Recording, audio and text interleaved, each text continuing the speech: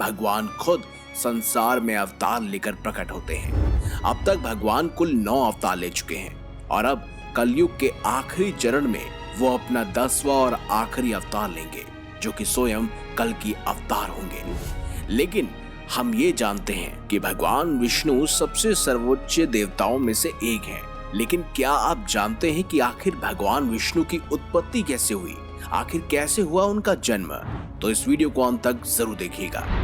अब भगवान विष्णु की उत्पत्ति के संदर्भ में पुराणों में अलग अलग कहानियां हमें पढ़ने और सुनने को मिलती है, जिसमें कहा जाता है कि भगवान विष्णु स्वयंभू हैं, यानी वो खुद से ही जन्मे हैं। वहीं कई ग्रंथों में ये वर्णित है कि भगवान शिव ही स्वयं भगवान विष्णु के पिता हैं। तो चलिए इसको बारीकी से समझते हैं और इसीलिए हमें समझना होगा सबसे पहले शिव पुराण को।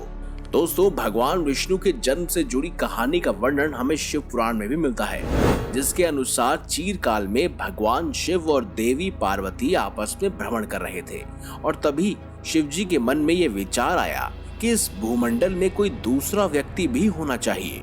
ये सुनकर आदि शक्ति ने भगवान शिव से कहा, हे प्रभु, आपको फिर अपने विचार में किस प्रकार का संशय है? आप इस संसार के पालनहार हैं, जो समस्त संसार की भलाई के लिए विचार करते रहते हैं। शिव जी ने आदि शक्ति के विचार को सुनकर अपने वाम अंग पर अमृत से स्पर्श किया। अमृत स्पर्श करने के बाद एक पुरुष की उत्पत्ति हुई, जिसने पूरे संसार को पल भर में ही प्रकाशमय कर दिया।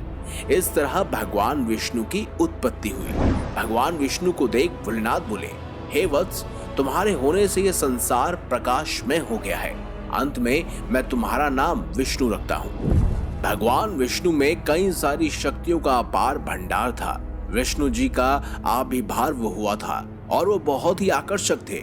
उनके कमल जैसे नैन थे, चतुर्भुजी वो कहे जाते थे और दिखाई भी देते थे। साथ ही साथ वो कौस्तुभ मणि से सुशोभित सर्वत्र व्यापक होने के कारण उनका नाम स्वयं भगवान शिव ने भगवान विष्णु रखा। इसके बाद आगे ये हुआ कि स्वयं भगवान शिव की बात सुनकर भगवान विष्णु भी उनकी शरण में आए और उन्होंने कहा, हे देव, आप बताइए मेरे लिए क्या आज्ञा है? इस पर भगवान शिव ने उन्हें निरंतर तप करने की सलाह दी और उसके बाद स्वयं भगवान विष्णु निरंतर तप करते रहे। भगवान विष्णु के तप से संसार में जल की उत्पत्ति हुई, जिससे ही जीवन संभव हो पाया। इसीलिए भगवान विष्णु का पहला अवतार भी मत्स्य अवतार ही कहा जाता है और इसीलिए उनका एक नाम नारायण भी पड़ा, क्योंकि उन्होंने अपने तत्व की शक्ति से स्वयं जल को प्रकट किया था। कहते हैं उसमें सबसे पहले प्रकृति की उत्पत्ति हुई, जल की उत्पत्ति हुई, फिर 3 तत्व जो कि सत्व, रज और तम होते हैं, और उसके बाद शब्द, स्पर्श, रूप, रस और गंध की उत्पत्ति हुई और फिर उसके बाद ही पंचभूतों की उत्पत्ति हुई।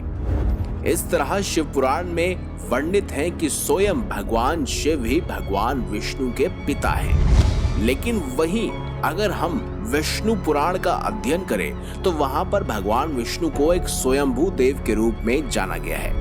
विष्णु पुराण में वर्णित है कि भगवान विष्णु निराकार परम ब्रह्मा हैं, जिनको वेदों में ईश्वर कहा गया है। चतुर्भुज विष्णु को सबसे निकटतम मूर्त और मूर्ति ब्रह्म भी कहा गया है। वहीं भगवान विष्णु का सबसे ज्यादा भागवत और विष्णु पुराण में वर्णन मिलता है। सभी पुराणों में भागवत पुराण को सर्वाधिक मान्य माना गया है, जिसके कारण भगवान विष्णु का महत्व अन्य त्रिदेवों की तुलना में अधिक भी हो जाता है।